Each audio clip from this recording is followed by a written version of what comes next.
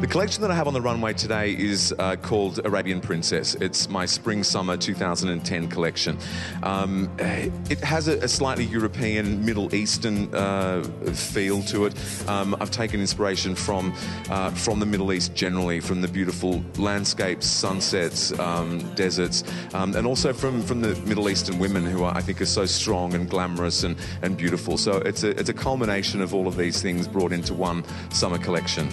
The feel fabric-wise is quite light and nude. I've started a lot of dresses with nude power mesh corsets underneath, and then very filmy sheer layers of tulle that have been hand-beaded and embellished. So whilst there's a structure underneath it, they also have like a lightness and I think a beautiful attention to detail.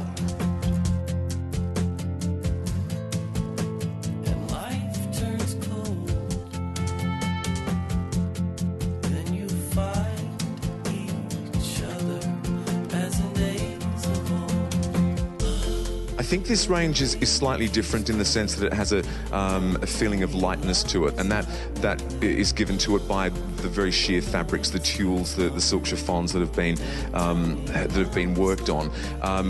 There are things that are undeniably Perry about it, though. I've incorporated some beautiful tailoring in there, some very structured, beautiful evening gowns. But I think the tulle, the soft colours, and the really delicate beading lends a lightness to it, which in some other collections it's been a little bit more it's been heavier on those fronts, but this gives it like a lightness and a freshness that I think other collections maybe haven't had.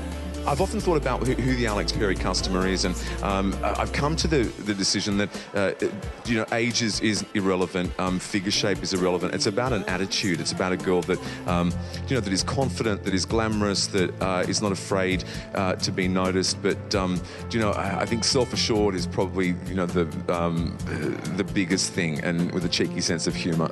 Women often ask me, what is the one thing that you should have in your wardrobe? And whilst this probably doesn't sound like the most exciting thing, I think a remarkable little black dress is something that you should start your wardrobe with, something that's made beautifully, that fits you beautifully, that has an incredible fabric that, will just last you a long time. And I think that's the good basis, to start a wardrobe off with. Make sure that you've got one killer little black dress.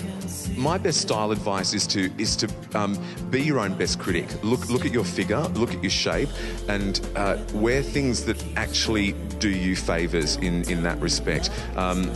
Whilst we love to follow fashion, identify whether the fashion that you're following is suitable for you, because I think the women that are the most fashionable, that look the most beautiful, are the ones that are in touch with what their body shape is like, and they dress accordingly. So before you get too carried away, have a look at what you've got to work with and highlight your best features. If there's something that you don't love, then you can obviously avoid those areas.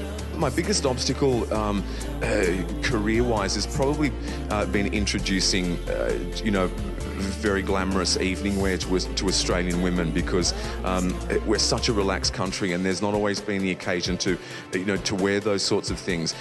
So it's kind of educating people into understanding that you can make an occasion special, that to draw them into the beauty and the glamour of how to dress up properly. And that was a long time ago, and now people have obviously embraced that and love looking at things on the red carpet. They love seeing what their favourite celebrities wear, and then they try and channel that into their own life. So originally an obstacle, but I think turned it around into a positive. My best advice for an aspiring new designer is to figure out what your signature is and to really stick to that. It sounds really, kind of like old-fashioned, but you've got to work really hard. There's people's perception of the fashion industry is that it's really glamorous, and it is sometimes, but it's about 5% of the reality of it. I think you figure out what your thing is. Are you a day-wear designer? Are you a swimwear designer? You're an evening wear designer, and really stick to that and stick to what you think your aesthetic is, and eventually it will happen for you. But that coupled with some good old-fashioned hard work.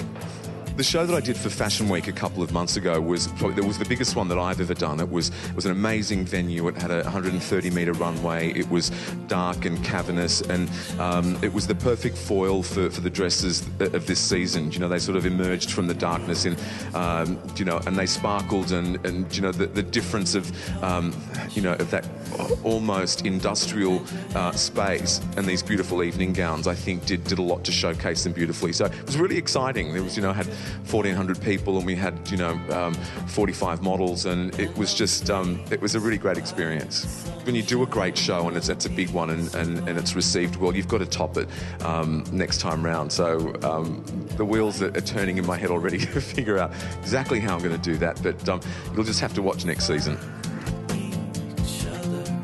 As in